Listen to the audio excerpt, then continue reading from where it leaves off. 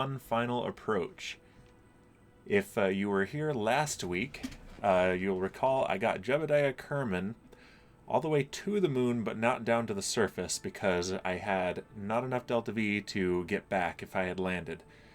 And then my big derp last week was to accidentally stage the spacecraft instead of instead of starting up my engines and ditching all of the fuel that I had left. So Jebediah got stranded around the moon and had to be rescued. Fortunately, the rescue attempt went very well, and I got him back, and I got a lot of science. So let's go ahead and go back in and see where we are at. I have updated a couple of mods. Actually, I've added a couple of mods. I've warned you that I have a habit of doing that, of adding mods. All the other ones were up to date, but let's take a look at what I have. If I load up CCAN here, there it is.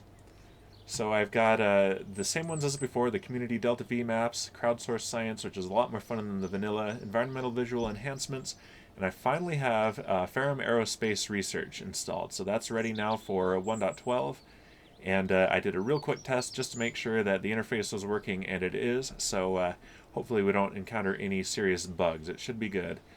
Kerbal Engineer, Kerbal Joint Reinforcement. I've got MechJeb and Kerbal Engineer modules on every capsule, although I don't have MechJeb installed. And I have the reentry particle effects.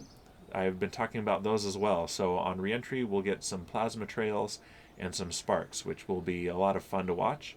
And of course, Scatterer and the Trajectories mod, which I haven't really looked at yet in this playthrough. All right, let's go ahead and dismiss that.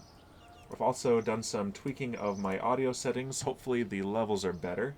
I've boosted my voice considerably, so I did a quick test of that as well, and it seemed to be good, but feedback is appreciated, whether you're watching this live now or the VOD on Twitch or YouTube later. Alright, so let's go ahead and first take a look at our active contracts. What we have is plant a flag on the moon, science data from the surface of the moon, and position a satellite in synchronous orbit of Minimus. And this one I accepted mostly for the advance, and because there's a very far out deadline for it. So there's plenty of time to do this, and it's not going to be terribly difficult. I think we have the fine-tuned low-power engines now, so that will help a ton with precision orbits like synchronous ones. Let's go ahead and see if anything interesting is available. Rescue Claudrid from orbit of the moon, Trilok from orbit of Kerbin, Malgard from orbit of Kerbin, an equatorial orbit of Kerbin for a satellite, explore the moon. Let's see, a spacewalk in orbit. Oh, I can totally do that. Let's take that. We'll get a little bit more funds, a little bit more science. We've already done that. We did that for the rescue of Jebediah, so we know we can do that. All right, and let's see. I've got 833,000 spaceos. Is there anything that I can or should upgrade with that? What would I get here? The maneuver tool. And more deep space network power. I don't particularly need that yet. Unlimited contracts, I don't need that, not yet. R&D. Ooh, Kerbal EVAs can collect surface samples. That is fantastic for science. And resource transfer available. Okay, that will be good. Let's go ahead and get this. Upgrade the research and development building. It took about 60% of our funds. We have plenty left for launching some rockets. So into the VAB now. Take a sip of my drink. Uh-oh, what is this? I've got a Unity screen popping up. I hope I don't have a crash. I have a crash. Dang it. Well, okay, so I'm going to pull up CCAN so that there's something for you to see. And let's get rid of the things that I added for now. Actually, let's just get rid of the reentry particle effect because that one is only listed as compatible with 1.11. which shouldn't be a problem, but it might be causing a problem. Apply the changes, and hopefully this won't take too long. Apologies for this. About to remove. Okay, fantastic. And I'm going to go ahead and launch the game. And I'll need to adjust my window again as well. I use Win Explorer to make sure that I've got a borderless window that is essentially full screen but doesn't lose focus. I mostly need it for Minecraft, but it's helpful here as well. Alright, give me just a moment here. This is the first real technical difficulties stream. And we want 2560 by 1440. I'm downscaling the stream to 1080, but I've got the stream at my own monitor resolution, or the game at my own monitor resolution. And there we go. Let's go ahead and turn off CCAN so we can see the slideshow unload. There we go. Hopefully it was the reentry particle effects that was doing that and not Ferram, because I would be real sad if I don't get to play with Ferram. I'll have to debug it later if that's the case.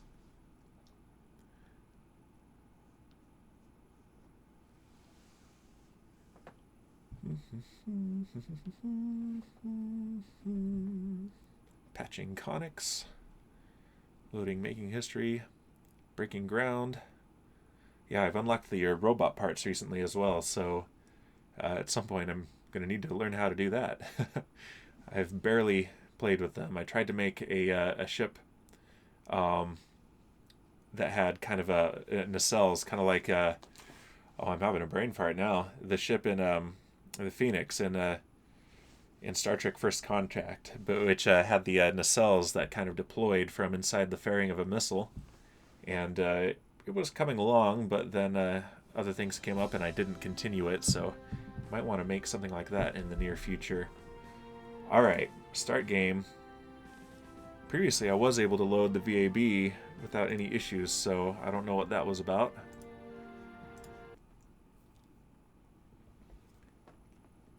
Alright.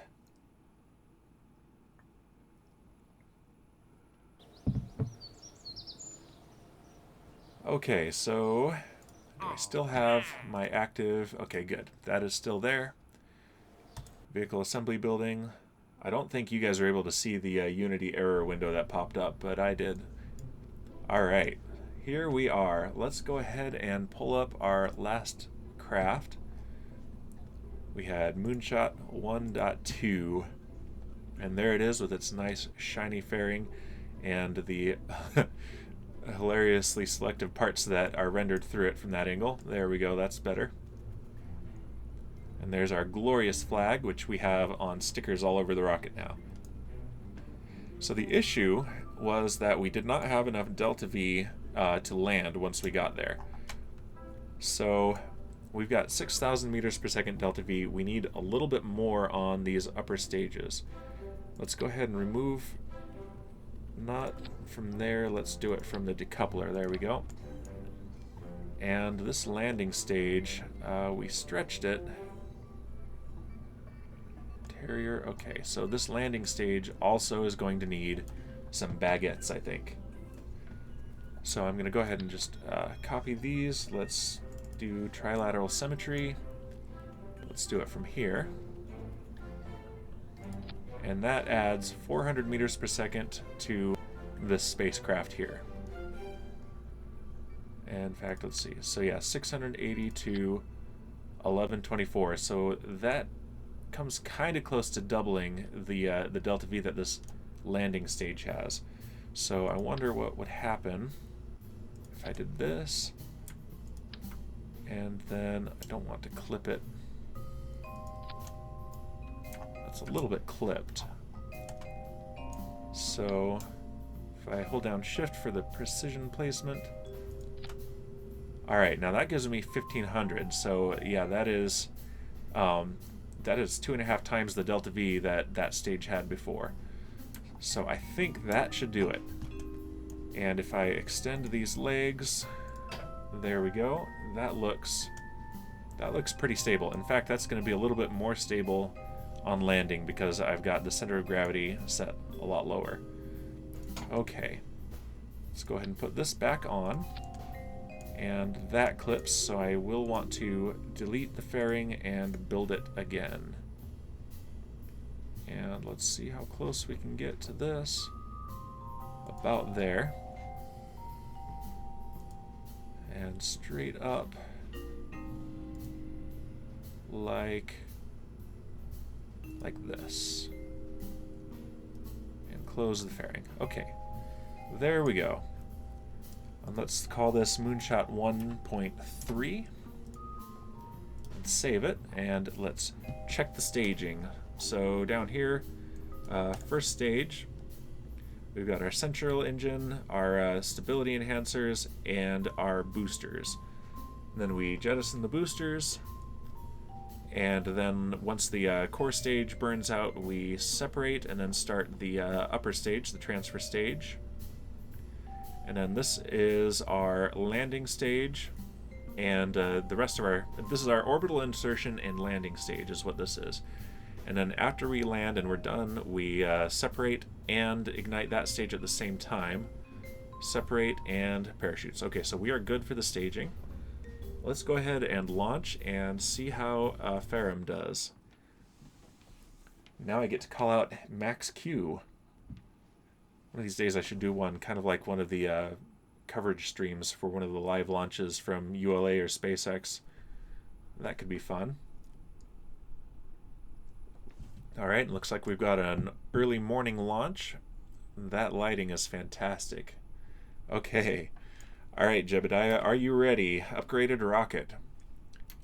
And let's put it in precision mode. There we go. Alright, so SAS is on, throttle is up.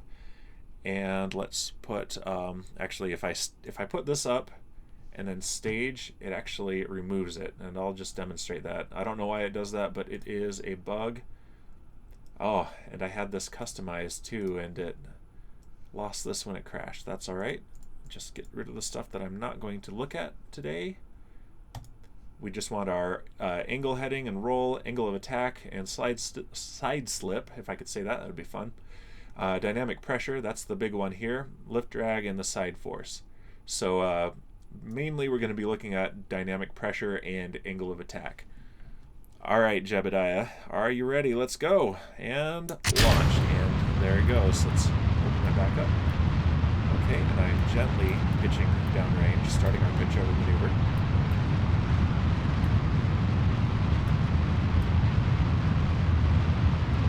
And there we go. Our dynamic pressure is definitely rising. And we've got our Mach indicator here as well. So let's go ahead and we are transonic, and there are transonic effects there.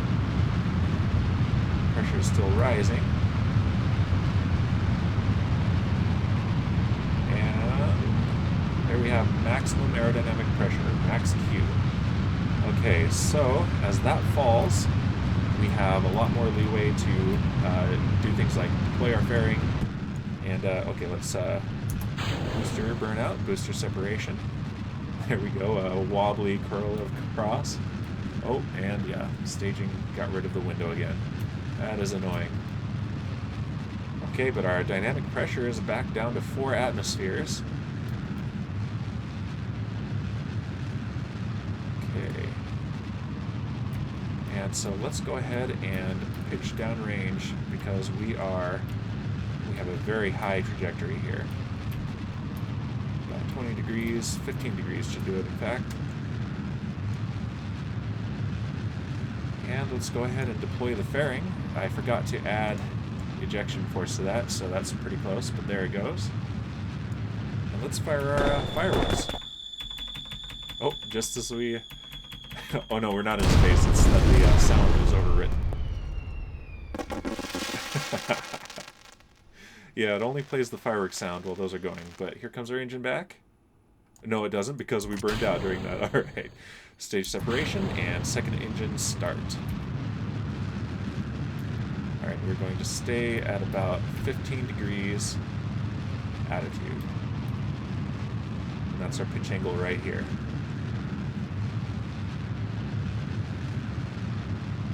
All right, yeah, and we are in the very thin part of the atmosphere, so essentially space. We have almost no drag whatsoever. All right, yeah, and we still have 4,200 meters per second delta V remaining. This is going fantastically well. I shouldn't say that too loud, should I? That is when the Kraken attacks. So the Kraken is listening right now. And that's kind of a fun angle there. All the baguettes. All right. And our apoapsis is now in space. We are approaching it though, so let's go to 20 degree angle of attack. We definitely want to not fall back into the atmosphere here. This is an efficient but not a powerful engine. Yeah. Okay, here we are approaching apoapsis here. This is going to be a little bit dicey. So yeah, we're losing altitude now. I'm going to pitch up to 30 degrees. Not the most efficient, but we did just add a ton of delta V to this thing, so hopefully that will make up for it. This is still more efficient than any of the previous launches of iterations of this vehicle, so we're doing well there. And am I out of fireworks? Yep, I launched them all, and we no longer need Ferram because, well, we are back in the atmosphere technically. Uh-oh. Let's go ahead and see if there's a crew report to take here, and there is not. I feel a certain satisfaction at being higher than the Highlands. Well, it's one we haven't heard before, but it's not a science experiment that we have any need of. All right, and as we rotate around Kerbal, we are staying steady relative to our own orientation, but we are increasing our pitch angle relative to Kerbal as we do so. And that is fine. But I have some concerns about this trajectory. Is our periapsis rising quickly enough? I don't think it is. And we are getting more and more drag. So this is taking a toll on our delta V for sure. Jebediah isn't in danger from this because we can easily recover him on the surface, but the mission may not make it to space today. I need a gentler pitch over angle. That's what I need. Not such an aggressive pitch maneuver. Yeah, we are almost out of fuel from this stage. I think I'm going to go ahead and abort this. Let's go ahead and stage deliberately this time. And stage. And stage. Rip. And let's point retrograde. Those are going to bump each other. Oh! Just barely grazed. Yep, that's a lot of expensive space hardware that is just being tossed into the ocean where it was destined anyway, but it was supposed to at least do something for us first. That is definitely a shame. Alright, let's go ahead and maybe we can do some science experiments on this. Let's open the service module and the Observe Mystery Goo experiment. Alright, the goo seems to be getting very cold now. That's pretty bland. Alright, let's keep the experiment. Let's see if there is any pressure data that we can keep. No, nothing new there. And what about temperature? Oh, that's a battery pack. Temperature, alright, log the temperature. What is it about height that makes things colder? We say as we are engulfed in flames. Alright. Close that. Once we're on the surface, we'll do the mystery goo again, so this won't be a total loss. It's a failed mission. There goes our booster, our upper stage. It's a failed mission, but we can salvage some science out of it, so it's not a total loss. And look at that, that's our shadow down on the surface. And unfortunately, I don't get to show you the reentry effects. I don't know if that caused the error, or if it was even related to my mods at all, or if it was just a bad luck error, but we did have a crash, and so there were two things that I changed, adding those two mods, and so I took one out, and we'll just have to try it again another time. But Ferram is doing great, so we can see our dynamic pressure is going down as we slow down, and drag is as well. So we've passed through the harshest reentry conditions already, as evidenced by us not being engulfed in flames anymore. All right, let's go ahead and speed this up just a little bit as we approach parachute deployment altitude. I don't think I have mystery goo data collected from the oceans, so that'll be good. All right, let's go ahead and deploy the parachutes. Jebediah is having a good time. He's not having any trouble at all. All right, and we're approaching full deployment altitude, and then I'll speed the game up again and get us down to the surface. There we go, and there's one of our stages right there. Headed down to splash. There it went. I could hear it. I couldn't see the splash, but there it went. Expensive. It was supposed to be used before being tossed into the sea. But that is okay.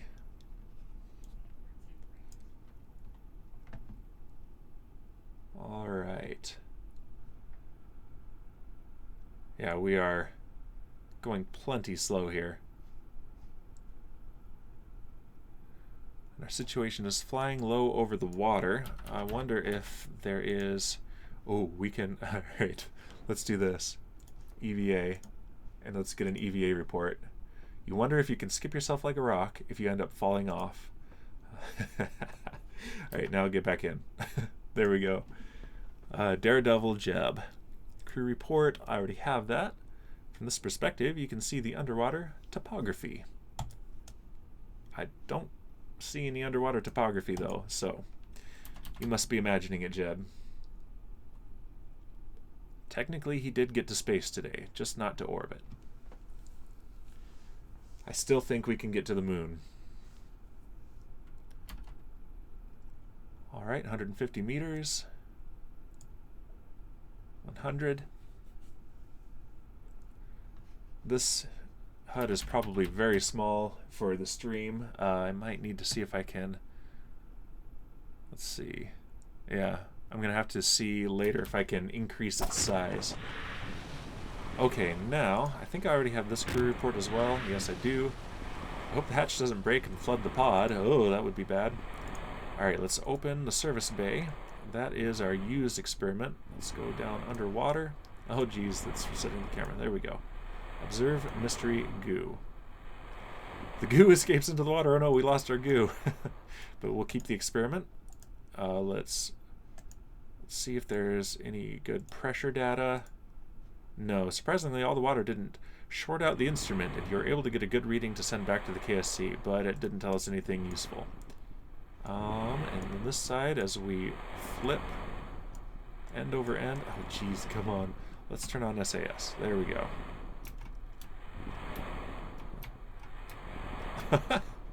There we go. And there is our thermometer there. There we go, log temperature. The engineers hadn't planned on water, so the numbers have all washed off the thermometer, making it unreadable. That must be why we have no science on it. Nothing to do with us already having that. Alright, let's go ahead and quit playing around in the water and recover the vessel. Come on, recover. There we go. Take another sip of my drink here.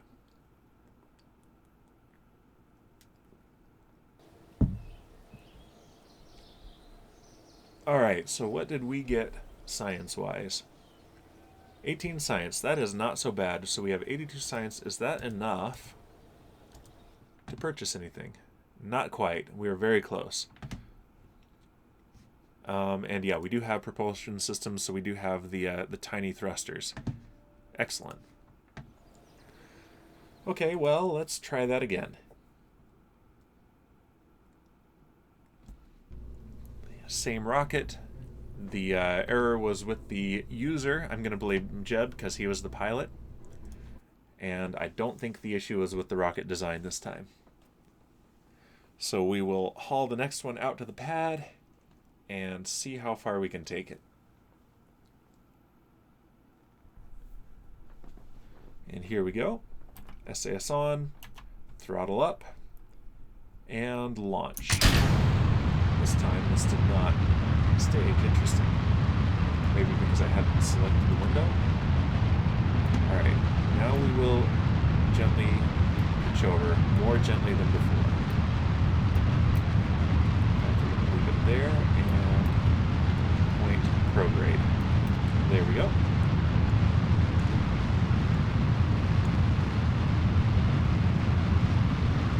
Now for the callouts. Vehicle is transonic.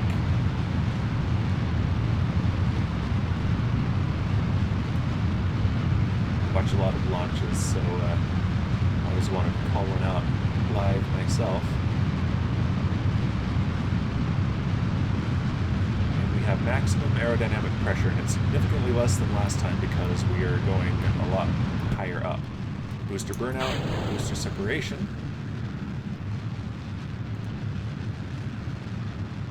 And let's see, dynamic pressure is getting pretty low. Let's go ahead and change to orbital reference. There we go. And yeah, our apoapsis is going to get high enough that we will have plenty of time to take advantage of the efficiency of the upper stage engine this time. At least that is my hope. Yeah, apoapsis is already out into space, and I'm going to let it keep getting out into space.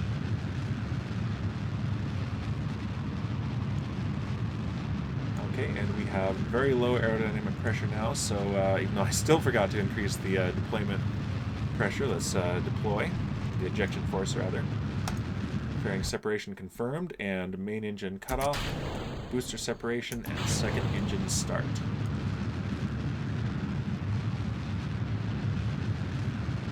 Alright, and we can get rid of Ferram Aerospace overlay now. Excellent. Alright, I'm going to stop the second engine now because our apoapsis is at 100 kilometers, which is 30 kilometers higher than last time, which is great. So let's go to about 20 seconds before apoapsis. There's the space music. There we go. And full throttle. Alright, let's maintain this attitude. Let's actually go to 15 degrees. Pitch angle of 15 degrees, not 50, 15. And actually we're approaching apoapsis, so this is not something to be alarmed with like it was last time, but here we go, let's go to 30. We have, like I said, tons more time this time before we fall back into the atmosphere, so I am very confident we will make orbit this time. And look, we're trailing behind our ComSat. Not going nearly as fast as it is, but alright, passes overhead. Can you see it from here? The sun's in the way. Alright. Let's go ahead and pitch down a little bit. 20 degrees. I'm not doing math here, I'm just kind of eyeballing it. As usual. That's never gone wrong, right? Okay, while we're doing this, let's take a look at Kerbal Engineer. Let's see. If I do, let's see, if I edit this, is this where I can I change the size of the text? You can see there are a ton of options that I can display up here, and I will be tweaking that quite a bit in the future. Yeah, our periapsis is coming up pretty fast now, so I think we will be fine. And this is actually a very common trajectory for rockets to take. I can't cite any off the top of my head, like Scott Manley can, but let's close that.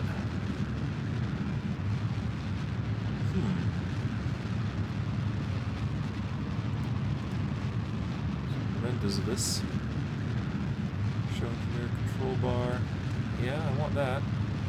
Custom selection. Yeah, there is so much that you can edit here. But yeah, let's leave it in the HUD. Okay, I'm not sure that I can actually change the size of that, unfortunately. I'll do some research on that and see if I can make it more visible to the stream in the future. But for now, hopefully that'll be enough, and I will call out what I see in it. See, our apoapsis is down to about 92 kilometers, but our periapsis is coming up. Hey, Raider, welcome to the stream. Well, what you missed was me launching this ship and doing too aggressive a pitchover maneuver, and so Jebediah had to abort the mission and come safely, fortunately, back to Kerbal. So this is attempt number 2, and I am past my periapsis, so I'm coming down, but I put it way higher this time so that I will have enough time to burn with my lower power but more efficient engine. And we're going to see if this makes orbit. I've added a lot of fuel to the upper stages so that hopefully I can land it on the moon this time. How has your day been? Uh-oh. Alright, I take it back. You're going to see another one. Okay. Yep. This is another fail. So I need a more powerful second stage engine. That's what I need. So I'm going to go ahead and stage. And stage. This is another bunch of expensive hardware going back into the ocean without being used for anything. Let's point retrograde. This is a lot more dramatic than last time. So yeah, you're not late for anything. You're just in time for the excitement. Spending a lot of money on 2 rockets just to toss them into the ocean without getting to space. And there's an interesting glitch. There we go. It resolved itself. Alright, well, unfortunately that didn't go particularly well. Let's go ahead and speed this up a little bit so we can hurry up to the next mission, because I really want to get him to the moon. Upload a new Clone Hero section.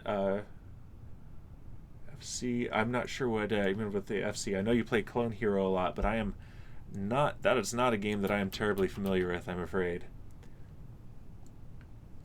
Let's see. Alright, so we are getting down to parachute deployment altitude very soon here. Let's go ahead and speed this back up. And deploy the chutes. Yeah, at least Jebediah will be safe. I guess you did miss something.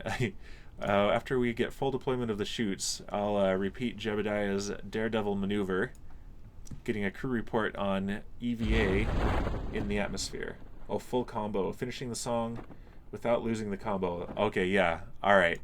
Yeah, it's been a long time since I've been on the Replay Mod Discord, but I remember you posting several of those there, and that is not something that I have the skill for. I would take a lot of practice. Yeah, there he is, hanging on to the outside of the ship. We'll pretend he's actually holding on to something visible there. But we're landing in the same place as before, so I'm not going to have any new science, unfortunately. But I can take an EVA report. Yeah, you hope that the sharks can't jump this high. Alright, but we'll board and let's get back to the surface so we can do our next launch. We'll do take number 3. I am determined to get to the moon. To the surface of the moon, in fact.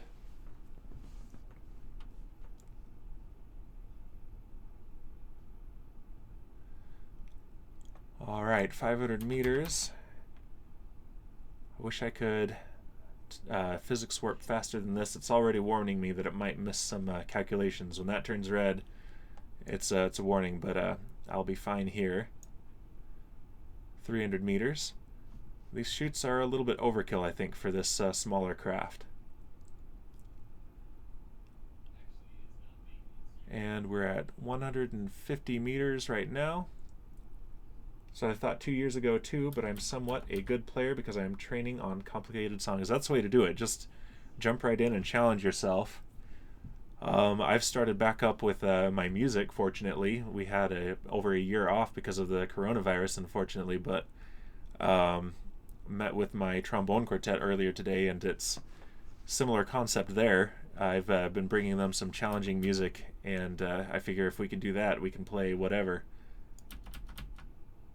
Alright, here we go. Safely back into the ocean, and we're going to recover. Come on, there we go. cover the vessel, and we will try again. I'm going to replace that second stage engine with, I'm debating whether I want the Reliant or the Swivel. The main difference is that the Reliant does not have any gimbal capabilities, but it is slightly more powerful. Okay, yeah, no science gained. We didn't learn anything from that mission other than that our rocket is not powerful enough. There we go. And I don't think I'm going to increment the version number on this today. We'll call those tests. So let's go here. Here's the Terrier engine. Here's the fuel tank. Oops, I want the decoupler actually. There it is. Alright, yeah, this engine is just not going to cut it, unfortunately. So what else do we have? That's the Terrier, and yeah, we've got, in vacuum, we have 60 kilonewtons, but it's efficient. We get 345 specific impulse, as opposed to the Swivel, which is our core stage engine. Pin that there, please. Thank you. Which gets 320 ISP in a vacuum. But it also gets 215 kilonewtons, as opposed to the Reliant, which is the same engine but without the gimbaling. It's a little bit less efficient actually, but more powerful. Okay, so we want the Swivel. We definitely want the Swivel.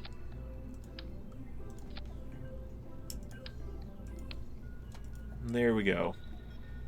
So hopefully this will be enough. Let's save it again.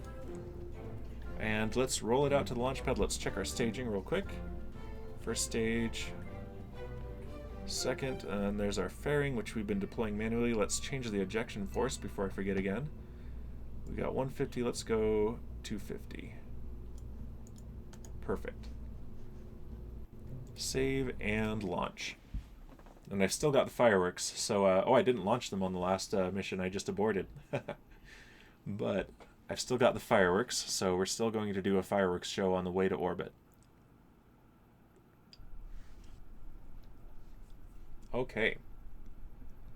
Alright, Jebediah. Let's see if you can do it this time. I'm still blaming you for all of the failures.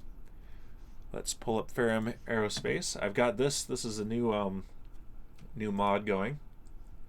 And actually, let's see. Do I still have... I'm scrolling on a different window, but it's doing this. I added some alerts, and yours is scrolled past, unfortunately, but I can replay a previous alert here. I just want to show it off.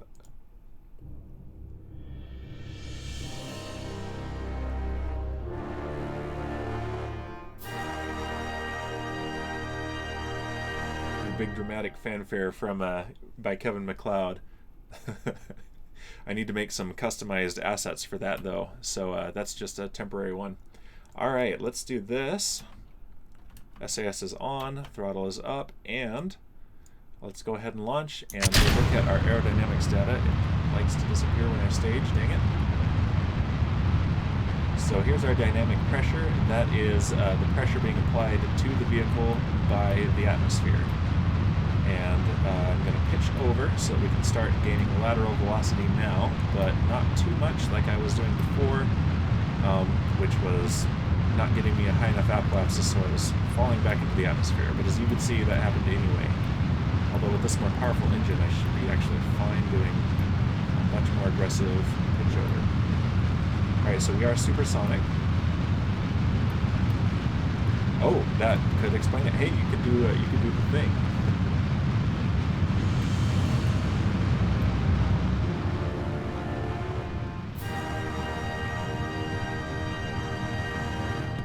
Alright, okay, and just as we do that, we run out of fuel on the solid booster, so I'll release those. Alright, you are the first one to get your own follow notification live. That's fantastic. And this disappeared because I staged.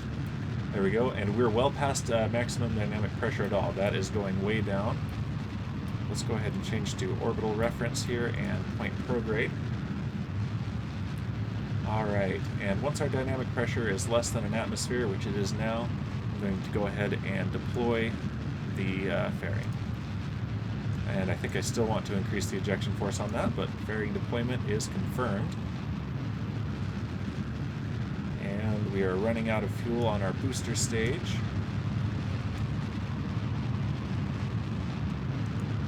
There's main engine cutoff, stage separation, and second engine start. Let's go ahead and launch our fireworks, which will interrupt our sound, of course.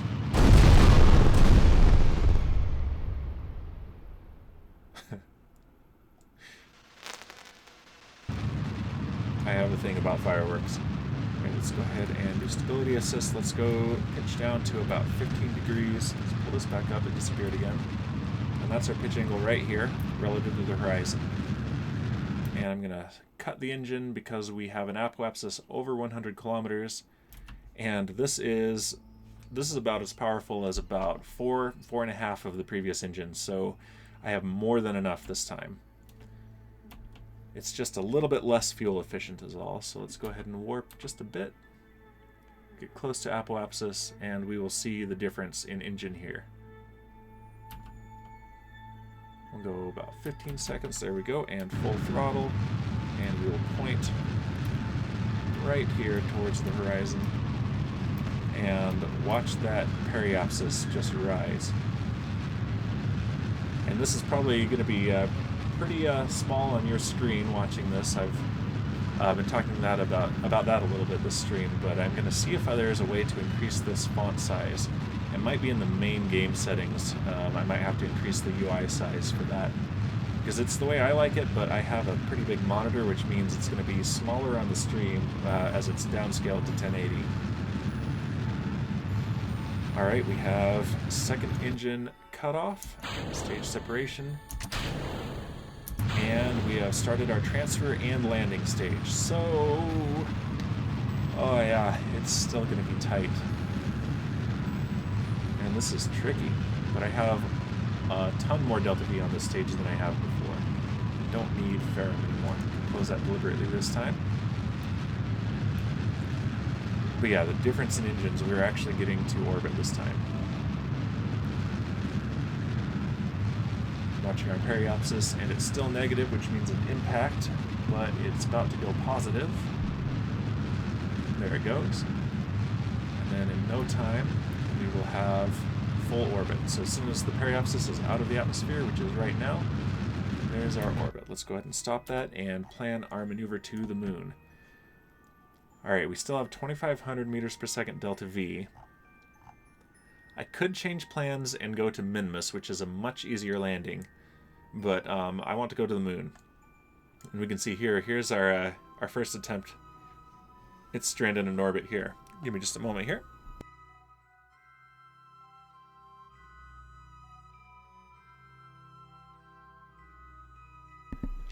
Excuse me. There we go. Yeah, so that is the ship that Jebediah got stranded in the first time. But we did a rescue attempt, and it was successful, so he gets to go again. So let's see. The moon is here. Here it is. That's Minmus. The moon is here, so if I am to burn to the moon, it will be about here when I get there. So I'm going to want to burn a little bit after periapsis, so probably here. And now that I can see patched conics, this will actually give me an indication of whether I have an encounter or not. And there it is right there. So here's a moon periapsis. And I want to maybe push this later so that the moon is slowing me down, and that will save me fuel. If I approach it from behind, then it will increase my speed for a slingshot maneuver, but if I approach it from ahead, then it will pull me back and slow me down. And that is what I want for this maneuver. Oh, come on. There we go. I hope KSP2 is easier to use the UI for. It's been improved a lot over the years, but it is still pretty finicky. Okay, so there's my moon periapsis, the point where I will be closest to the moon, and let's adjust it. 440 kilometers, that's pretty good. 330. Okay. If I do that with the same delta V, I will get 128 kilometers from the surface of the moon. And so if I push this just a bit more, let's go for about 28, 29 kilometers. That is pretty good. And that is 825 meters per second. Oh man. That's gonna be rough. Can I reduce that at all? Maybe I'm too far forward. Let's move back and just see what I get. See, that's an impact. I don't even have a periapsis, so that's a good sign. If I pull back on this maneuver, and I might have been thinking incorrectly about this. Okay, so our closest approach is if I do that here.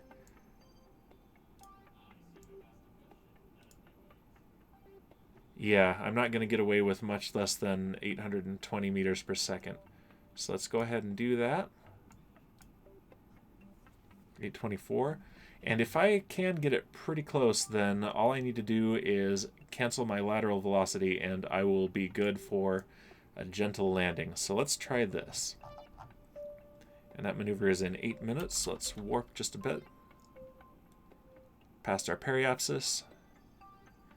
And it's a 1 minute 20-second burn time, so if I cut that in half, that is, 40 seconds? So I want to start 40 seconds before the node. 2 minutes. Alright, let's go ahead and point towards it. So it's going to be roughly prograde, so I'm going to have Jebediah start pointing us. Now I'll just go to Stability Assist, and let's go ahead and get closer. There we go. And I'll point right at the maneuver node and go full throttle right now. Let's go ahead and pin our apoapsis so we can look at it here on the screen as well as up here in the HUD. Okay.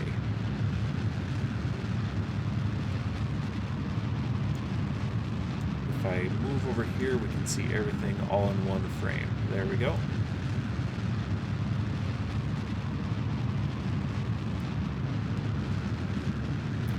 And if I did this right, we should get halfway through the maneuver right as we reach the maneuver node, which it looks like is the case. Fantastic.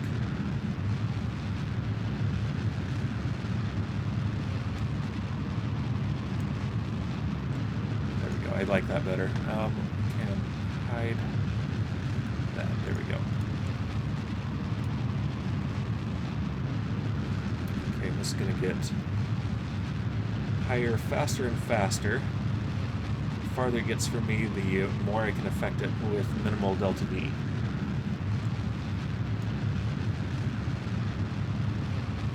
So I'm probably going to throttle down here in a moment to do some more precise editing. There we go. Yeah, precise maneuvers. Let's pin that. Yeah, the last few meters per second of delta V does all of this. Once I get RCS thrusters applied, I can do some really precise maneuvers, even with big ships that I don't want to put the tiny engines on. Okay. And this is some maneuver cheesing that you can't really do with a realistic rocket because they don't throttle this deeply, and they don't relight this often. Let's get real close. Alright. 10 kilometers. That is about as close as I dare get. And I'm doing it here while I have the most fuel efficient way to affect my maneuver. So this stage has 282 meters per second left. So that is going to be very iffy. I'm probably going to be going much faster than that when I hit periapsis. But let's find out what happens here. I might get Jebediah stranded on the moon this time, which is at least more exciting than orbit around the moon. Let's time warp. And there's the moon right there. We're getting close here. Alright, we're about to change spheres of influence and be in the vicinity of the moon with an official... There it is. There's our encounter right here. So now if I look, we are in the moon sphere of influence, and so our orbit is shown relative to the moon instead of Kerbin. And so it's broken because here's where we will be relative to the moon when we have our escape. But when we're here relative to the moon is going to be here. Right, I almost pointed with my finger at my monitor, right where you see that little dot right there, in fact.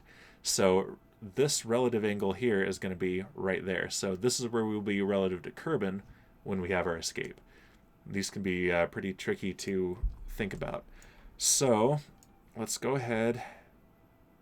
What is our speed going to be here? Let's put a hypothetical maneuver here and see what it takes to cancel our lateral velocity. If I pull on the retrograde handle here, ooh, we might be able to do it. Okay, yeah, we have 280 meters per second here, and that is... No, we're not even close. Not even close. All right, here's the question. Do I dare land him anyway? No, I don't think I do. I think I've proven that the change to the upper stage is good, and now that I've added a lot of power to it, I can also add fuel, so that will help a ton. So instead, we're just going to get nice and close. I'm going to cancel that maneuver. Let's just get our closest look yet at the surface of the moon. And I think I already did the mystery goo experiment, but let's try it. Observe mystery goo in space high over the Midlands. I can get another 4.6 science out of this, so I think I'm going to. The goo has eaten your snack. What part of do not touch did it not understand? All right. And can I get a crew report that I don't have before? I cannot. You look at the surface of the moon and try to find a good landing space. The inside of the craters might be the best option. That's the one I saw before. I'm going to recycle that. All right, so we're over the Midlands. I'm going to look for a different biome. So let's just gently time warp here. We're so high up that we're not moving laterally very fast. Yeah, 10 meters per second lateral velocity. Although that's increasing as our angle changes to the moon as we get closer. So here we are over the Midlands still. Maybe we'll get a crater or some highlands or lowlands.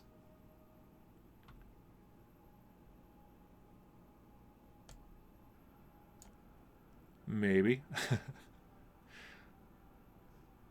Okay, lowlands, yes. All right, let's try the other mystery goo experiment. Okay, so it's the in space high. This is not biome dependent, it looks like. Uh-oh, I've got the baby monitor in here. Hold on just a moment.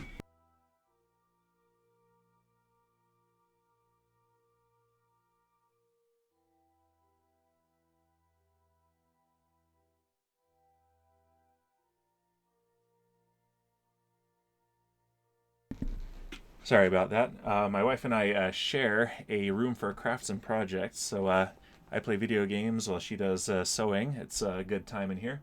And she was working on that earlier, and so had the baby monitor in here. So she's in there watching them now. So we'll go ahead and keep...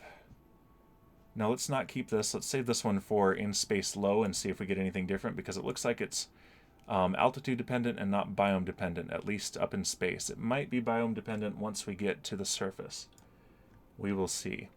And Raider, while you're watching here, I might as well show you, because I probably won't get a chance to really use it, but in case I ever do need to take a quick break from a stream to handle fussing babies, I have this right here. I don't have a Kerbal Space Program version yet, but I have this this Minecraft version, so that's my ridiculous be right back screen. Anyway, back to Kerbal Space Program. I'm gonna have to make a Kerbal version here pretty soon. So let's go ahead and, okay, Northwest Crater. Let's see if I can get... No, I think that was not biome dependent either. I'm glad you like it. It's it makes me laugh every time, and that's the important thing, right? All right, in space high still. I don't know what altitude is in space low. We're going to come close in the night side, unfortunately. Okay, in space low over the east crater. Let's get a crew report first. Looking down the moon's surface, you suddenly feel tempted to eat cheese. Well, I feel like that all the time, though, so that doesn't really tell me anything. Alright, let's get the mystery goo. Here we go. This is new. The goo scoffs at your pathetic attempts to understand its nature. You can scoff, but I still get 30 science if I take this home. Let's get an EVA. That fulfills a contract, I believe. I'm forgetting about my contracts, but EVA report. Alright, from just above the moon's east crater. Okay, so this might be biome dependent here. You stare at the moon, amazed at how fast you are moving over the surface. Maybe going out of the capsule was a bad decision. No, it's fine. I'm going to keep the experiment and board. So that's the east crater. Let's go ahead and transmit that because maybe we can get another one. Review stored data, the EVA report. Let's transmit. Do I have... I cannot transmit science right now. But if I deploy the antenna, will it let me? Because I was hoping it would just automatically do that, which it will. Let's extend the antenna. And I can transmit science. Fantastic. Okay, so review stored data and transmit. Okay, so I'm above the highlands now. Done. So let's get another crew report. Okay, that's not giving me anything. You report that the ship makes scary noises at night and you can't sleep. Mission Control advises leaving on the nightlight. How very helpful. Alright, Highlands and Space Low. Let's EVA again. And hopefully this will give us different science. Yes. I wonder if it tastes like cheese. Nah, Minmus though. Well, is Minmus moldy cheese or is it mint ice cream, as most people say? Alright, let's go ahead and keep that experiment and board. And review stored data again. And transmit. And now we've got the Midlands. We're going to keep doing this. Alright. I wonder if I can transmit it from out here. We'll try that. EVA report. Same one. Can I transmit from here? Cannot, because I don't have enough of a transmitter on the suit, so I got to go back inside. And now I can transmit. If I review the stored data, transmit. And just to verify that I am getting...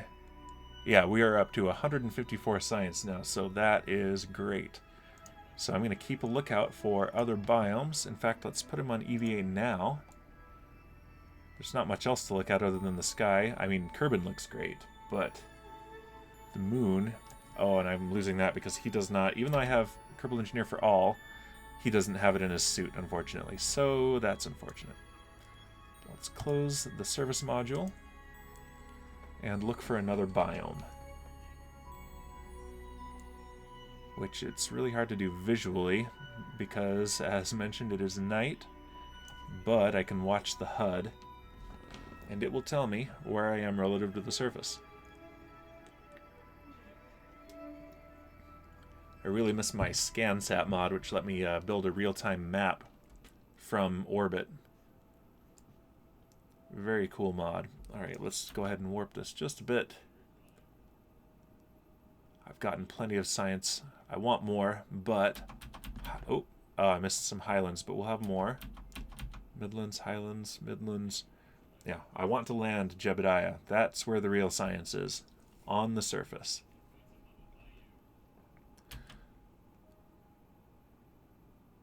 I've got a lot of noise outside my door too, so apologies if that is coming through. Hopefully not. Midland craters, yes. Let's EVA.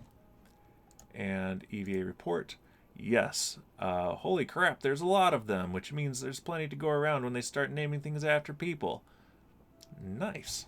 I'm going to name them all after me. Alright, review stored data. And transmit. My electric charge is going down because I'm in the shade, and so my solar panels are not recharging my batteries. But that won't matter much longer, and I have gotten plenty of science out of this mission. If I can get just a little bit more, I can buy 2 technologies when we get home. Alright. Do we get any more biomes? Midlands. I want highlands or another crater. Maybe one of the canyons. I don't know if I'm going to pass over one of the canyons or not. Midlands. Still Midlands. And now we're in space high. So I don't know. Let's go ahead and try an EVA report in space high and see if it's different. It is. Okay. Mission Control insists on guiding you step by step through this spacewalk. As a small act of rebellion, you do everything upside down. They'll never know, even if you can't tell. Even you can't tell if you're really upside down or not. I can tell. I always can tell. All right, and let's go ahead and transmit that. We're getting electric charge again. Fantastic. Transmit. Yeah, because that antenna takes a lot of electric power. Okay, so now if I look for another biome, I can get another EVA report in space high over the moon. Highlands. There's the Highlands. Okay, EVA and EVA report. Oh, we already have this one. Yeah, I needed the in space low. Alright, you can see the ridge of the crater below much more clearly through just the visor of your spacesuit. Why did we bring a spaceship anyway? Technically, a space suit could be qualified as a spaceship. Could be classified as a spaceship. I mean, he's got propulsion, so. Highlands. Will we get anything else before we leave? Midlands again. Highlands again. There's a big crater. I think we might go over that crater. And we can do EVAs over Kerbal as well. Midlands East Far Side Crater. Let's do that one. Alright, EVA and EVA report. In space, high over the moon. Okay, so high over the moon, it is not biome dependent. That's what we're finding out. And low over the moon, it is biome dependent. That is good to know. The moon looks surprisingly like the one in your high school textbook. Probably the end result of hundreds of years of Kerbal curiosity and telescopes. Really big telescopes. All right, let's go ahead and board, and let's go home. Much more successful than previous missions. There we go. Yep, 194 science, and we'll get a little bit more once we land our mystery goo experiments. And that will help us maybe build a bigger ship to land. Canyons in space. Oh yeah, but still in space high. That's not biome dependent, we decided. Okay, now we are back in the... Ooh. We're on an escape trajectory. That's not good. Okay. Point retrograde. And in fact, okay, so that's pointing us this way. I actually want to point that way. So let's go stability assist, and let's move a little bit closer to the horizon, split the difference, and full throttle.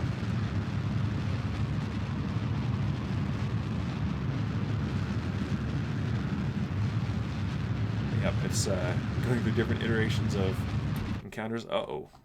That's an encounter with Minmus. Okay, but... Oh, it does bring us back. Let's do this. Okay, so this is turning out unexpectedly awesome.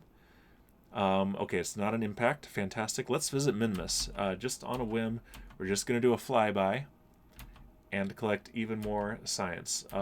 We can get temperature data, we can get pressure data, and we can get some more EVAs and crew reports. Okay, let's look out the window here. There's Minmus right there, and Minmus is green. That's why he was mentioning Minmus when thinking of cheese. But most people are saying that it is mint ice cream. I've never tried it myself, so I don't know.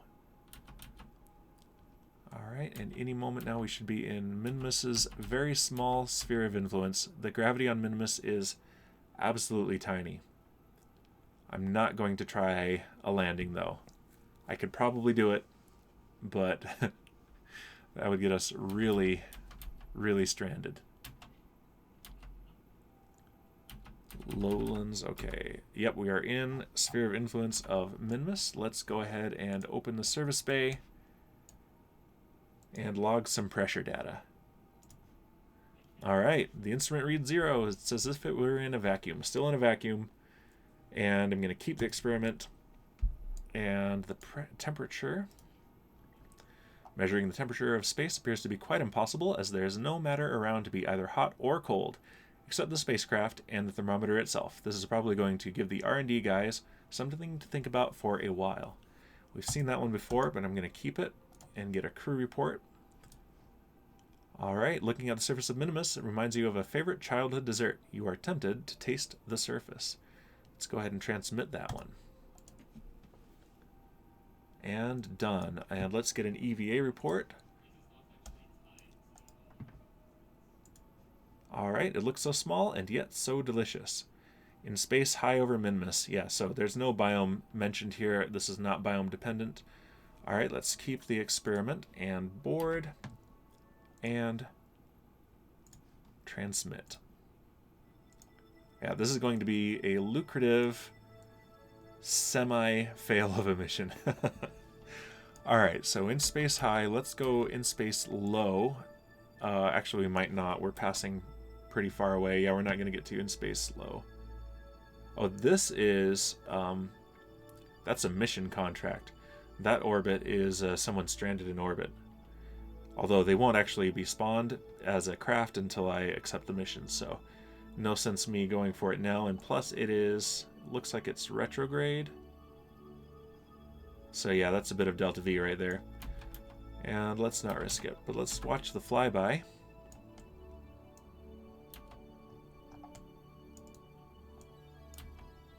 Minimus is a lot of fun. Goodbye, Minimus. Yeah, we're still in space high. Alright, now we're back in Kerbin's sphere of influence. Very high apoapsis, but at least we aren't escaping. So I could let Jebediah go the entire 45 days up to that apoapsis. But I do have 5,800 meters per second to spare, so let's go ahead and turn on SAS and point retrograde. Full throttle, and let's cut this trip short. I want to get the science back now.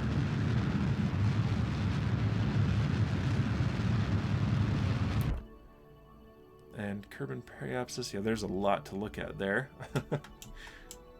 Okay, I'm out of fuel on this stage. That is fine. Let's go ahead and ditch it. Alright, what was that went flying? Is that the decoupler? I think it was. It just clipped through the ship. Alright, well, that's fine. We still have 1,400 meters per second, so let's spend some of it.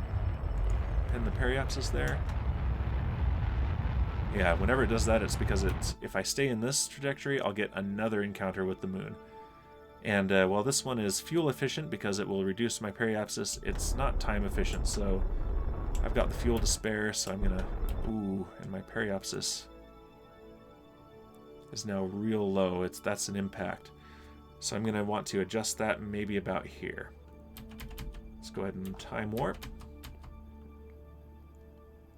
Come back down.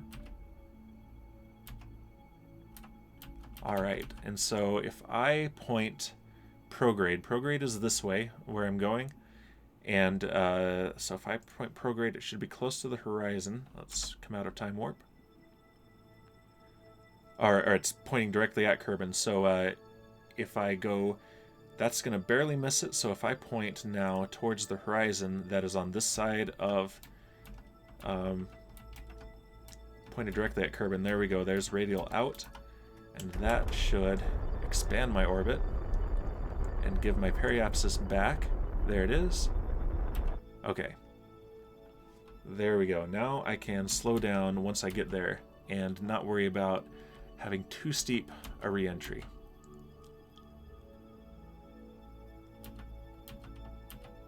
There we go.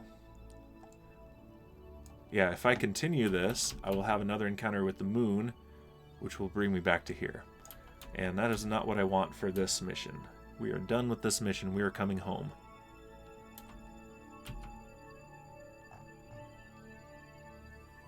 Alright, now I'm going to point retrograde and point actually right towards the horizon next to retrograde and slow down.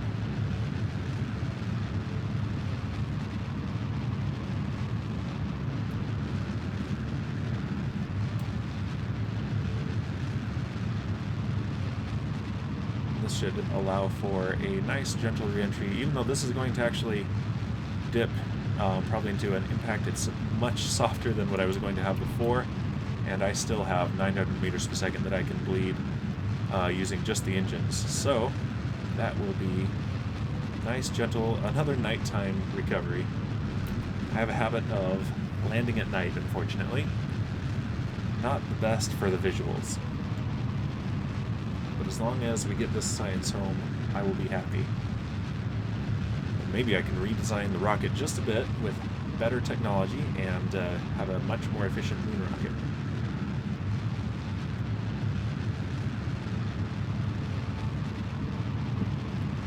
We've proven that this one can get to the moon.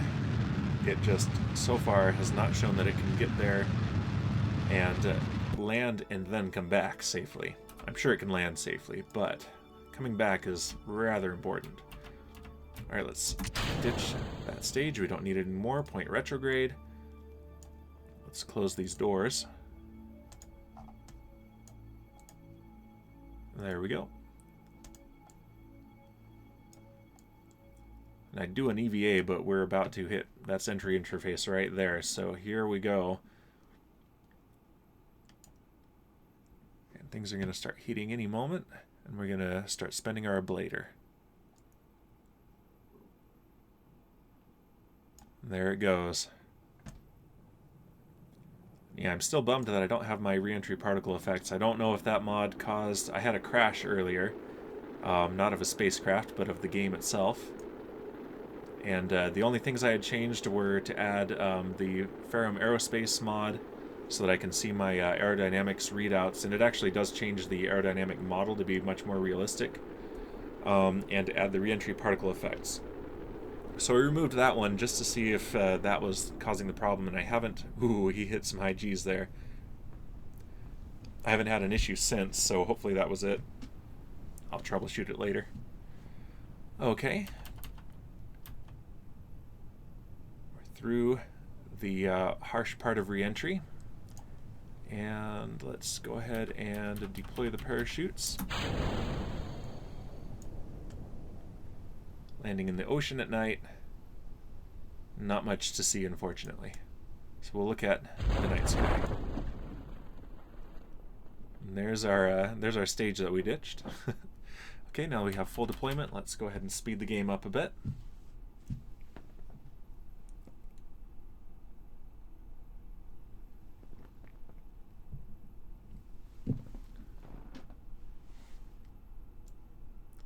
Yeah, maybe just for the sake of speeding up this part of the game, maybe I remove one of the chutes. That'll also have the added benefit of lightening the spacecraft a little bit.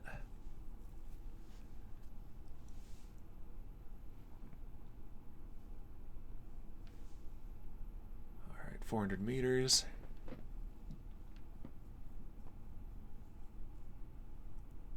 $300 meters.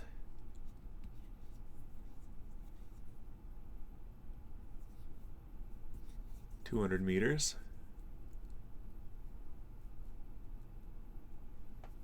And 100 meters. All right, let's go back to real time.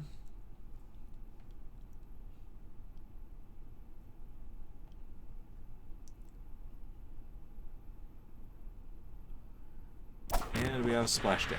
Okay, let's go ahead and recover the vessel and spend our science. Let's see what we get.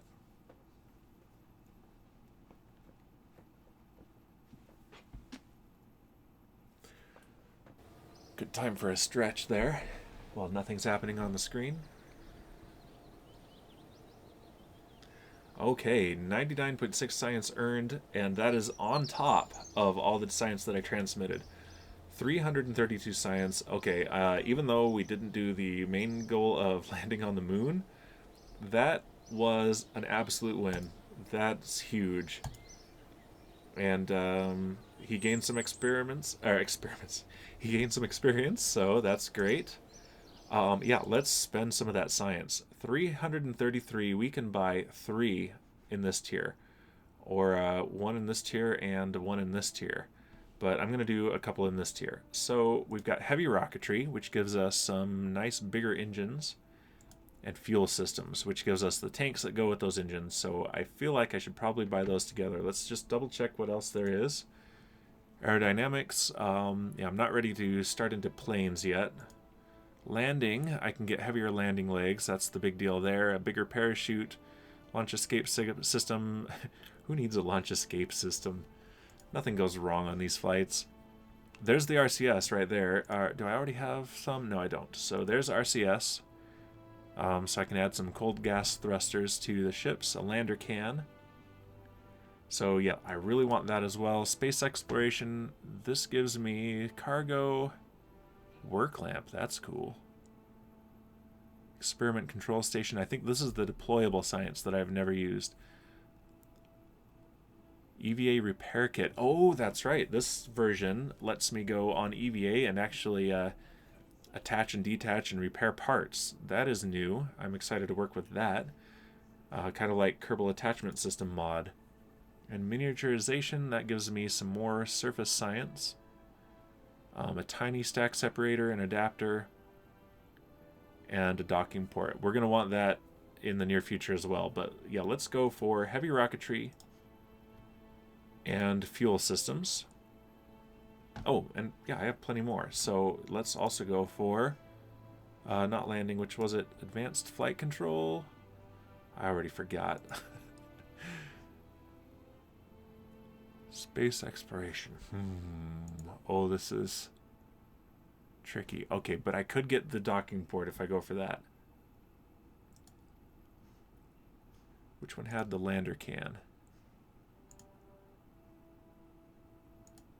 Advanced flight control. Okay, yeah, we're going to go for advanced flight control, mostly because it has the actual lander can.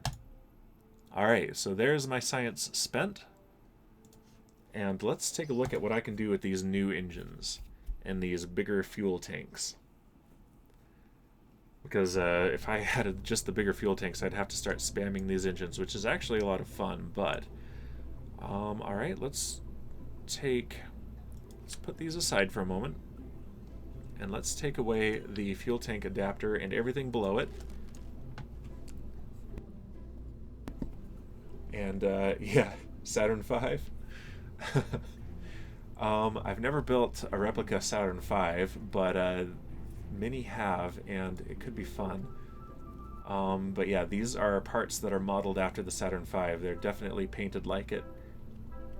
Oh, that's right, I can drain resources now. That's another part that I've never used before. Okay, this is fun. Alright, let's put this on. That's the tank I had before.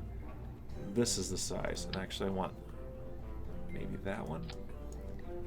And that's a little bit bigger than this. So what size fairing do I have? 1.5 meters, is that the right size? Or 1.25? Okay, yep, that is the right size. It's just that this is bigger. Oh, there we go. What other sizes do I have here? Yeah, okay, so these are all about 1.75 meters is what it looks like. So I need an adapter. Is this the right size adapter? Yes, it is. Okay. So I think that's going to be the size of my upper stage right there. And so I can build this fairing again.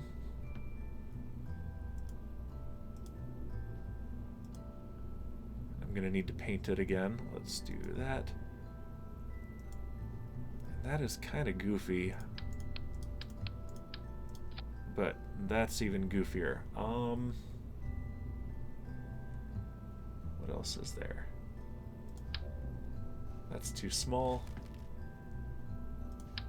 That's also very small. Okay, so yeah, let's go ahead and do that. That is actually just fine. And let's paint our fairing again. We like the silver one. There we go. What other options do we have here? We have orange and we have gray. The gray is fun. Oh, that gray doesn't match? That's annoying. That kind of does, though. Yeah, let's do that. And now for engines, The Bobcat is probably what I want. Maybe the Poodle? Let's see, 400 kilonewtons. Okay, so that one is a booster stage engine, and this is... Yeah, this is a second stage engine. So that one has 250 kilonewtons of thrust and 350 ISP in a vacuum, as opposed to what we had before. We were using the swivel, which had, there we go, thank you, less thrust and less efficiency, less specific impulse. So we definitely want to go with the Poodle. There we go.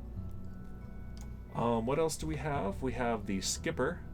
This is another good booster engine here. So that has 650 kilonewtons. So let's go ahead and use that as our booster stage engine. And if we need a coupler. The TD18, no. 25. That's the size right there. And then if I put a couple of these on, let's do 3 of them. And yeah, already our delta V is huge with just that.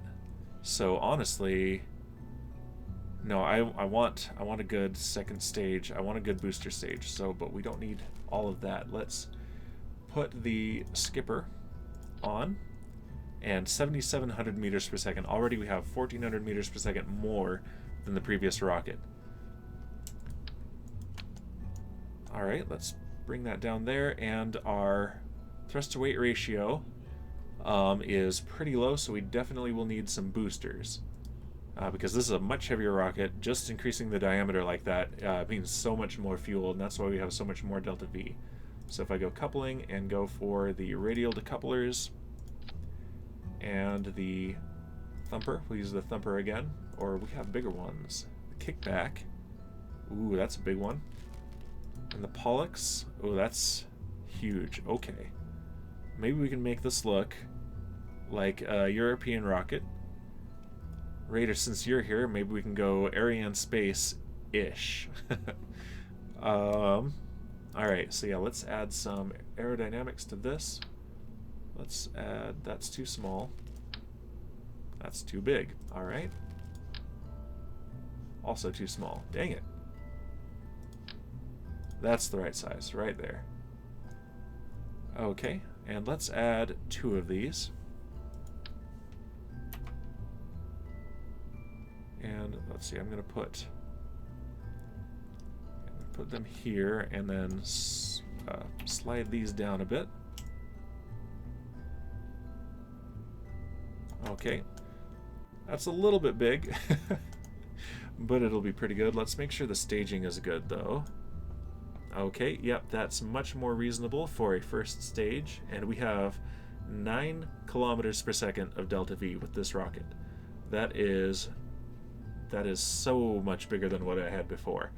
Alright, let's add some stability. Let's do the Delta Deluxe winglets, and 4 of them. Fantastic. And what does this look like?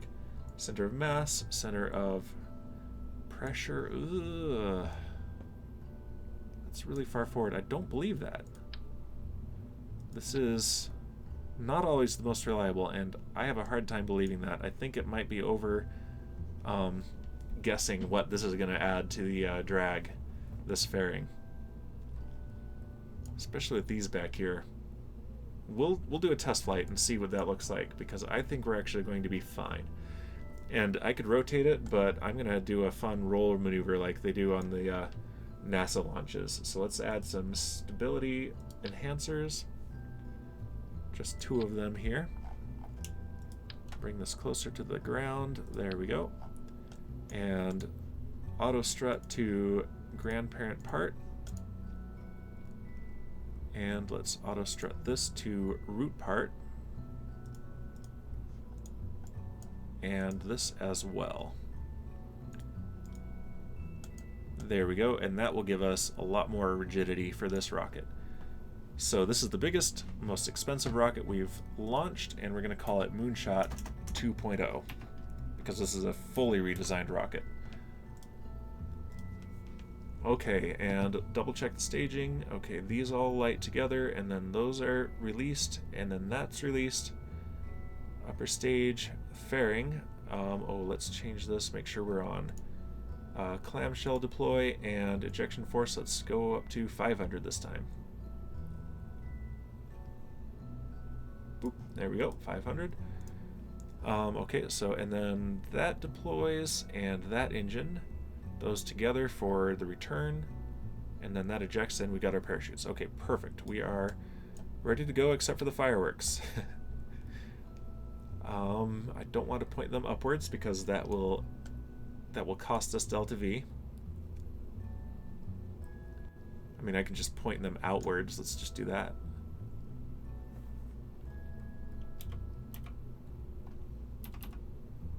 There we go. Outwards and a little bit down. And do I need to slide these in a bit? I think I do. Local. There we go. Alright, and let's make sure that those are still on an action group. They are. Fantastic. Alright, and let's put the antenna on an action group as well. There it is. Look at our glorious flag there. Toggle antenna. Oh, it was already on that. Alright, I could have done that on the previous launch. Alright, save. And let's launch.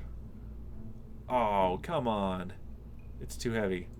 Alright, let's see if I have enough money to upgrade the launch pad. I don't think I do. Dang it, I might have to shrink the boosters. Alright, I have 400,000 spaceos. I can, okay. Vessel weight unlimited and size unlimited. Let's do it. Alright, we're going to launch this thing. Yeah, it didn't launch because you forgot to count. You can't just say launch. You have to be like... Okay, Setson, welcome to the chat, and just for you, let's do a countdown. I should add an overlay that does a countdown.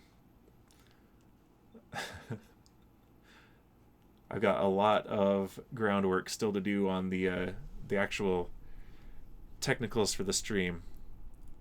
Okay, and actually, I don't think I get to do my roll maneuver after all. I am oriented properly. Okay, so let's do SAS on, throttle up, and I'm not going to just launch.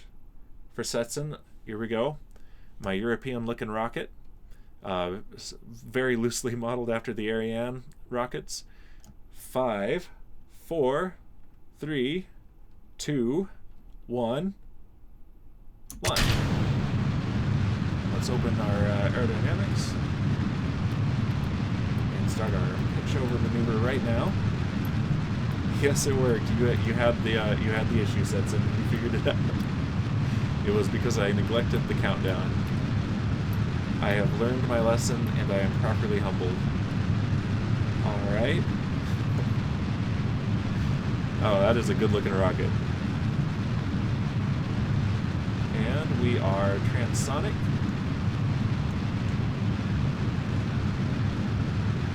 We are cruising. Okay. Pressure is rising here.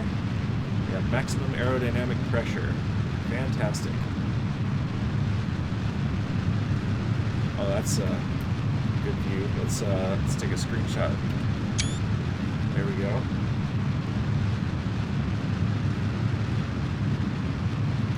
Screenshot. Jebediah is going to be mad at me if I get him stranded because I was taking screenshots. Okay, so we have, let's go to orbital reference here. SRB burnout and separation. Oh, that was not a clean separation. I've lost one fin. I'm going to need to add some separation motors there. And let's cut the engine because, yeah, this is so much more powerful than the last one. I have a very high apoapsis. But let's take this opportunity. Let's start a spin and launch our fireworks. There goes the sound, except for the whistles.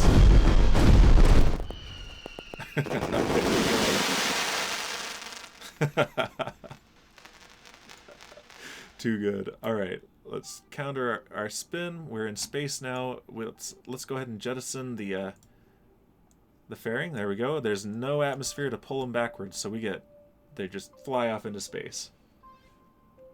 Okay, yeah, look at that. We've had some damage to the rocket. If I go into the F3 screen here, yeah. Delta Deluxe winglet collided into THK Pollux solid fuel booster. There are worse things. Could have been a lot worse. And that's because I didn't have the couplers very high up on the rocket, so it tried to push it out straight, and then the aerodynamics pushed it back in, so at least I did not lose the engine. Okay, but I still have more Delta V remaining than the entire previous rocket had. So this is looking very promising for a moon landing. Alright, let's go here. And because it is so much bigger, it is so much slower for that one little reaction wheel in the capsule to move it around. There are worse things. Let's pretend it was on the plans that could happen. Yes. You'll see worse things, I'm sure. Last week I got Jebediah stranded in orbit around Kerbal on an attempt to go to the moon. Full throttle here. And I had to rescue him. Oh, worried. Oh, nothing to worry about, Setson. I'm a professional. I'm a rocket scientist. At least I play one on video games. Okay. Yeah, and we still have our booster engine, so we're going to have spare fuel in the transfer stage for landing on the moon, I think. So I think that's going to kill our velocity on the moon, and then we can really use this as a lander stage. That is my prediction. We'll see if it holds or not, because this is a significantly upgraded engine here as well. In the command, Dan, we believe. Well, thanks for the vote of confidence. I hope Jebediah Kerman shares that confidence. I have stranded him before, so... Although he seems to be having a good time. Alright. Yeah, we have a very high apoapsis, so we're lobbing this rocket high. We have plenty of time, and we are definitely going to hit orbit here. Alright, we have main engine cutoff, and stage separation, and second engine start. See ya. Yeah, look at all that force that I pushed that away with. He is being forced, in fact. I don't pay him. I don't pay him anything. Alright, we have a nice high orbit here. Okay, so moon is here, so by the time I get there, it'll be about here. So I want to burn right here. Let's add a maneuver and see what we get. If I burn prograde, there's my encounter right there. Second engineer, 100% success. Yeah, he's just a pilot. If the ship breaks down, he does not know how to fix it. I have an engineer, but he hasn't been to space yet. I'll pin the periapsis there, and let's push this maneuver in just a little bit and get a very low moon periapsis, like last time, but this time with the Delta V to slow us down when we get there. Alright, 14 kilometers, that is really good. And that is a 1 minute 8 second burn, so I'm going to want to start it about 35 seconds early before the node.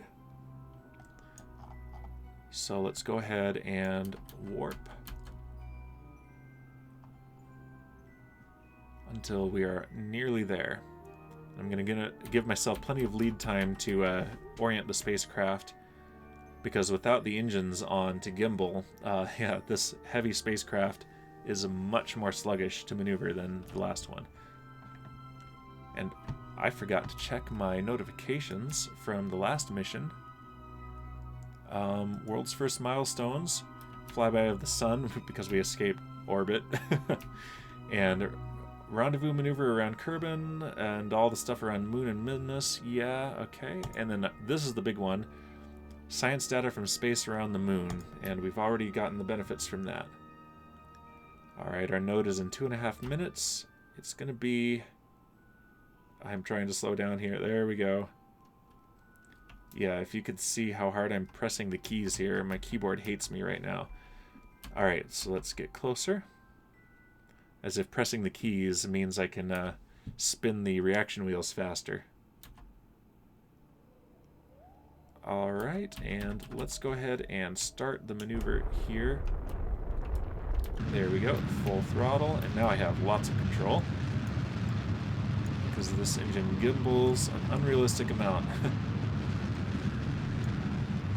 Alright, here's our Kerbal apoapsis. Let's go ahead and watch that rise. And this time I should still be just a couple seconds ahead of the node when I am halfway through the maneuver. And that's deliberate because I'm going to want a little bit more time at the end of it at very low throttle to precisely tune this maneuver, because with a more powerful engine that's a lot trickier. Alright, there's the node, and yeah, we're a little bit more than halfway through the maneuver.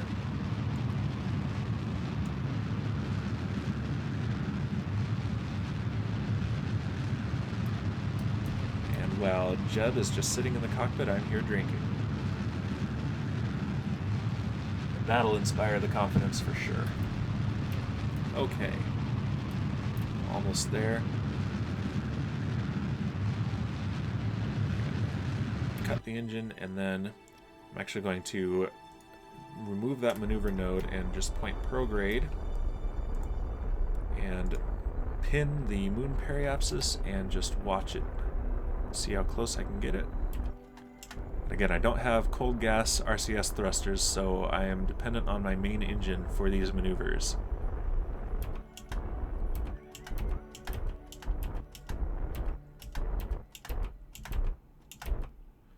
Alright, there it is.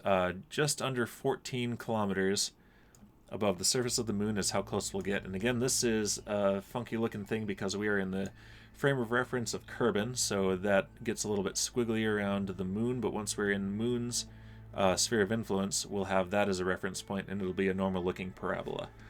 Alright, so let's just watch Kerbal disappear in the distance with our very nice looking spaceship, I must say. Dropping the host, always forget, I will go eat some dinner. Lurk time. We believe in you, Commander. Make us proud. We salute you. And there's the salute right there. Alright. Well, I will let you know, Setson, if this is a success or a fail. Hopefully you don't miss some unintended fireworks, just the intended ones that you're here for. So enjoy your dinner. Okay, so there's Kerbal receding in the distance, and there's the moon as we approach. Nice beautiful sunrise there. Okay. Speed things up, of course. Alright, now I can't see the moon because of the glare of the sun. Where did it go? Not that I'm really going to lose it, but we're almost there. Yeah, it's right in the path of the sun. Almost eclipse territory there. Yep, I cannot see the moon from here. That is okay. Let's wait for us to get in the new frame of reference. There we go. Now we are over the moon, so let's take a look. There it is, right there. And okay, so let's extend our antenna so that we have a better signal to the Kerbal Space Center. Oh yeah, I have an action group for this. Don't forget, Dan. Let's turn this to where we can really see it. There we go. And if I just press the button, maybe? I'm not out of fuel. Pressing 1, but it's not doing anything. So I'll just do it manually, and that is okay. Extend antenna. There we go. Alright, Moon, we are coming for you for real this time. Let's go ahead, and it looks like we're going to be on the dark side again, unfortunately. Ideally, it's good to land right about on the Terminator, because then you have long shadows that help you kind of visually clue into when you're going to land on the surface. And that is highly useful. But I don't even have any lights on this spacecraft, so we're just going to have to rely on instruments. So we pass into the far side, and our time to periapsis is about 5 minutes. So when we're about 1 minute out, I'm going to point the spacecraft retrograde and start bleeding off speed.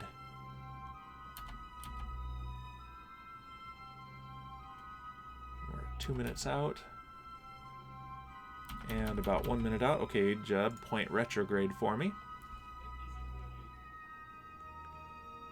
Alright, okay, so now's when we really have to start thinking about things. Alright, and I'm going to light the engines just a bit to help him maneuver. Okay, so yeah, we're going 810 meters per second, and we need to bleed that off. Which is easy with this engine. Don't we land near the Terminator because temperature there is not too cold or hot? That is one thing, but there's still a shadow on the spacecraft, and it does help with that, but one of the actual considerations there was that it gives a nice visual cue, because you have long shadows and it's easy to spot your own shadow as you're landing. But yeah, that was another one of the things. One thing I like to do, I don't know if you've been here when I mentioned the persistent rotation mod, but there's one that if I go into time warp, it instantly cancels any of my rotation. But if it didn't do that, and this mod allows me to do that, I can actually set up a barbecue roll so that it doesn't actually simulate it unless I have other mods installed that get really involved for life support and science. But yeah, then I can simulate that I'm, you know, keeping my astronauts comfortable in there. But yeah, there were multiple considerations for landing on the Terminator, and that was one of them. But yeah, unfortunately, this is a very cold spot and very dark. We're not going to be able to see much. Although once I land, I can time warp and let the sun rise. Okay, so I'm just canceling lateral velocity right now. Let's go ahead and point directly towards the horizon.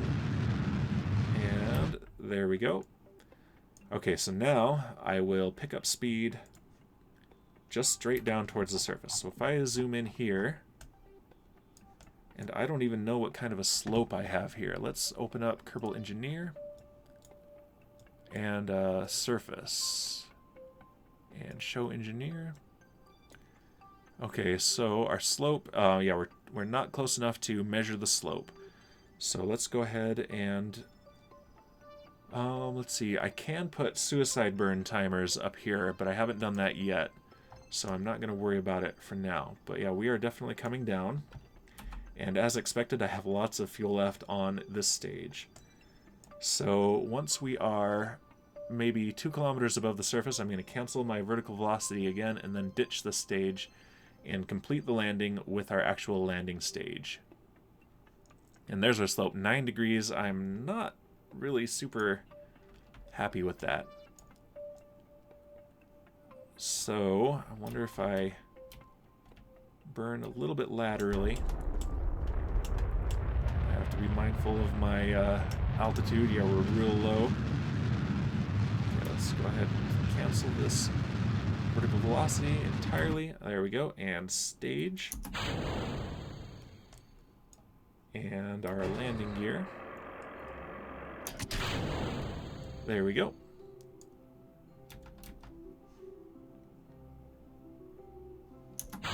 Alright, that engine is active. Okay, and I do want to get a little bit of lateral velocity to get away from this stage. Oof, the slope is getting worse. Okay, we're landing on some jagged terrain here. Oh well. Oh, oh! Yep. Well, there's a crash right there. I just crashed on the surface of the moon because I could not see, and there goes one of the baguette tanks. Oh, there goes another baguette tank and another one. Jebediah is alive. Do I have an engine still? I do not. I've lost it. Okay. Well, he's skilled up. I can now point normal, anti-normal, and radial. Okay, so we are on, in my unusually strong reaction wheels, I can maybe, there we go, stand upright. Well, this is typical. And yeah, that's a decent slope right there. I think next time I am going to plan it for the Terminator. At least he's still alive, because yes, you're right, there's going to be another rescue mission. But at least I can get some, let's get a crew report from the Moon's Highlands.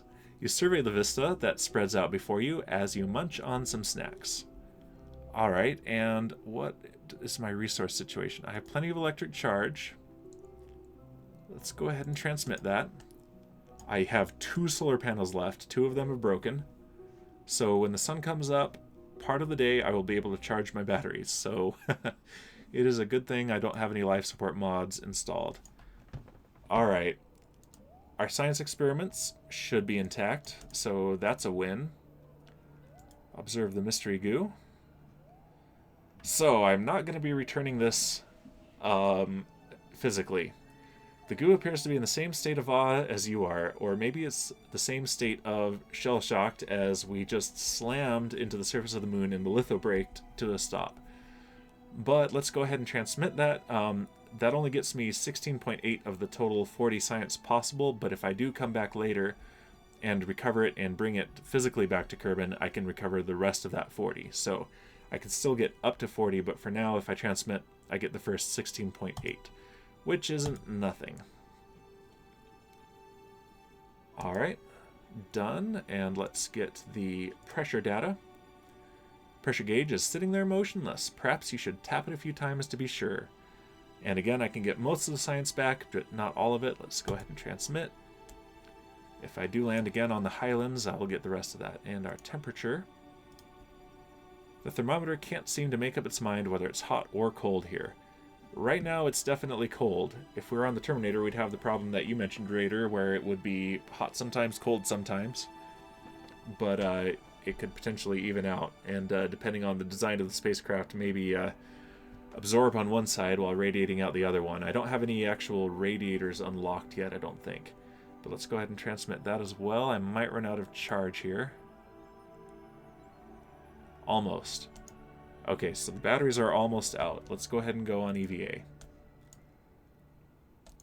And we can take a surface sample from all the way up here? No way. Alright, let's board. And let's let the sun come up, because we should at least be able to see where we have crashed. Alright. We're not moving very fast. Okay, there we go. That's at least fun to watch.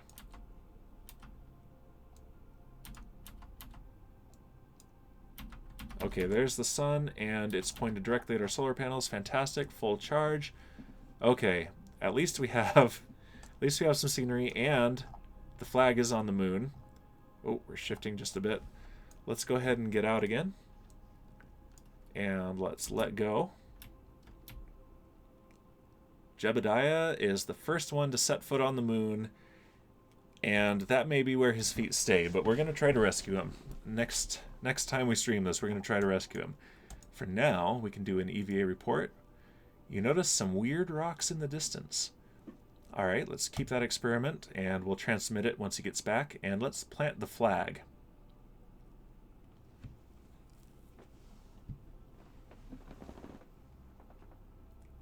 Alright. Caps lock is on for precision control.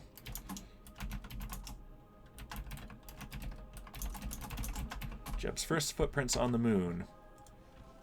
Nothing to see here. A perfect landing.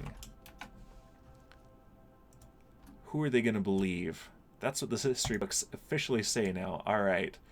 So, let's go ahead and take a screenshot of this. Let's walk a little bit this way and pose for the camera. Dang it. So I want everything in the shot if I can. So let's maybe move over here and pose for the camera. Yeah, that's better. All right.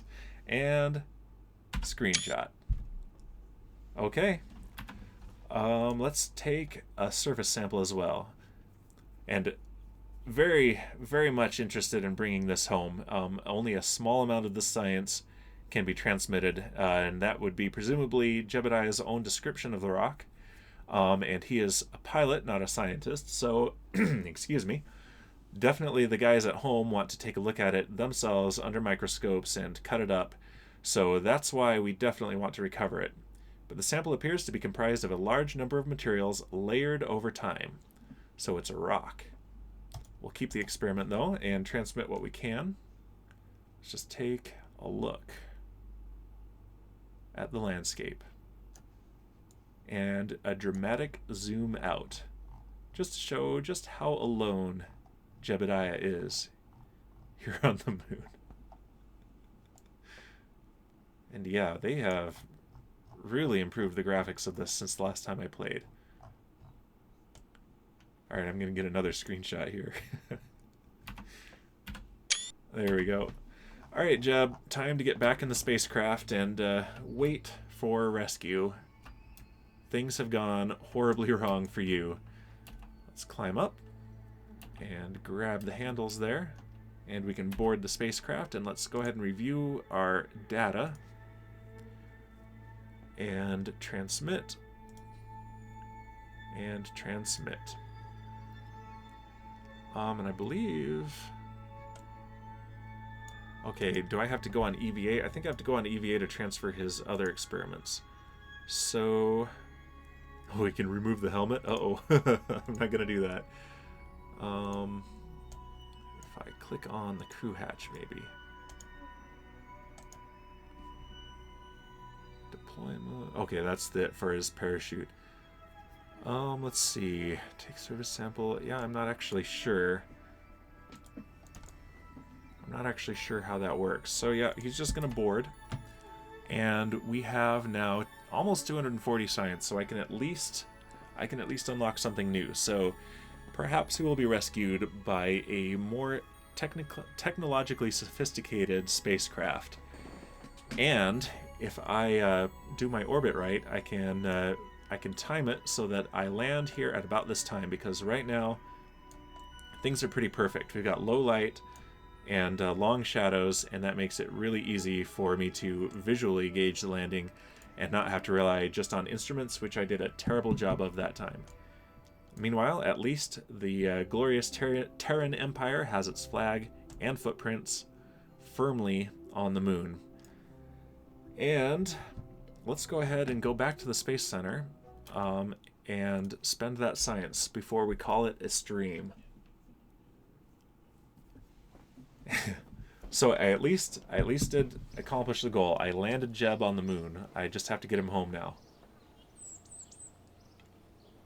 So I can hashtag bring him home later. Alright. Research and development. 239 to spend. So I can get 3 of those? No, 2 of those. Or I can get 1 of those and not quite 1 of those. So what is available? Space exploration gives me the hitchhiker storage container. So that can hold some more passengers. Work lamp, that looks fun. Miniaturization, that gives me the docking ports. Those are going to be good. Landing might be good to have. Bigger landing struts. Bigger heat shields. Aerodynamics, I'm not going to get into planes just yet. What about advanced electrics? Bigger solar panels. There's a radiator. Do I already have a radiator, though? Okay, so I have the small radiator. But I can get bigger radiators, and, ooh, I can do the robotics controller. That's tempting. But, okay, precision propulsion. These are the really tiny engines, including the Sepratron. Okay, and I need the Sepratron to help me cleanly separate those boosters, so I'll probably go for this. Although advanced fuel systems gives me even more big fuel tanks. So that also is tempting, but not necessary. Heavier rocketry, even more advanced engines. I'm going to save that. So what I'm going to get is... I'm going to get the precision propulsion. So this will unlock 2 possibilities. I can do a clean separation of my boosters using the Sepratrons, Or I can also use these for very small satellites that have very fine-tuned precision control over their orbits. So yeah, I'm going to go ahead and research that. And that brings me just a little bit short of being able to get something else from this tier. But if I can bring someone home from the moon on the next stream, then that will definitely give me the science to unlock some more. And maybe start leaving Kerbin's sphere of influence entirely. Alright, so let's go ahead and leave the facility. Let's see what the missions are that are available. Still explore the moon. Spacewalk in orbit. I did one of those. Go on an orbital. Okay, I think I did it while I wasn't actually in orbit. I was doing a flyby, so that's why it didn't count. And then I've got position, satellite, and synchronous orbit. Oh, that's what I have. That wasn't a rescue contract that I saw when we were passing Minmus. It was the target orbit for this contract. So yeah, using the precision propulsion that I just unlocked will make this a whole lot more feasible. So let's go ahead and leave there. And let's see if anyone... I don't think anyone I know is live on KSP right now. Oh, someone else is calling it Space Saturday, though. That's cool. Yeah. There aren't a ton of KSP streamers that I know that are online right now. So let's go ahead and take a look at... I think I've watched Rocketology before, so I'm going to go ahead and raid Rocketology and call that a stream there. So, yeah, thanks to those of you who came to watch. Hearing your fireworks outside my window. Yeah, I was launching above Space France. I wonder where the analog to that would be on Kerbin. I'm not exactly sure, but yeah, we'll call it that. That was me flying over your house, launching rockets to celebrate stranding Jebediah on the moon. He kind of probably expected it was going to happen. All right, so let's go ahead and go to my other tab here, and let's search Rocketology. All right. Hey, yeah, no problem, Setson. Thanks for coming back. Yeah, poor Jebediah. Did you get to see the crash? It was pretty spectacular. I was like, yeah, well, we'll be slowing down here, and then smash. That was close. That was very close. All right. Yep. And oh, so next week I will be in California actually. So my Wednesday Minecraft and Saturday Kerbal Space Program will not occur next week, and I'll be getting home on the Wednesday of the next Minecraft stream. So I'm probably going to push that back one day to Thursday, but then get back. So no, you could. If I derp Setson, go ahead and clip it. The derps are the most entertaining parts, honestly. So I don't do them deliberately, which is half of why they're entertaining. But yeah, all right, I'm going to go ahead and send the stream over to Rocketology. And thanks, guys, for hanging out. Later.